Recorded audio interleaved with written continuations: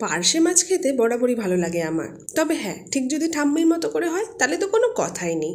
প্রথমে প্রায় 50 গ্রাম মতো সর্ষে কিছুক্ষণ জলে ভিজিয়ে রাখতে হবে। এদিকে পার্শে মাছে হলুদ আর নুন মাখিয়ে কড়াইটা ভালো করে গরম করে তেল দিতে হবে। গরম হলে মাছগুলো দিয়ে দিতে হবে। পার্শে যেহেতু খুবই শুকি মাছ হওয়ায় সাবধানে ভেজে নিতে হবে। এবারে সেই ভিজিয়ে রাখা সর্ষের সাথে 4-5টা কাঁচা লঙ্কা দিয়ে ভালোভাবে পেশাই করতে হবে।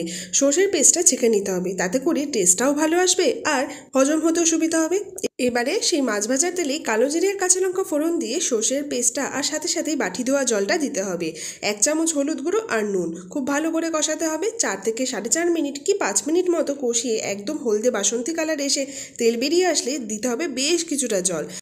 এটা তোমাদের প্রয়োজন মতো দিও। ফুটে উঠলে গ্যাসের ফ্লেমটা একদম লো করে সেই পার্শে মাছ আর স্লাইস করা টমেটো ওপর থেকে দিয়ে দিলাম। সামান্য চিনিও দিলাম। জলটা টেনে একটু গাঢ় হয়ে আসলে শেষে ধনেপাতা আর একটু সর্ষের তেল ছড়িয়ে দিলেই তৈরি আমাদের তেল সর্ষে পার্শে।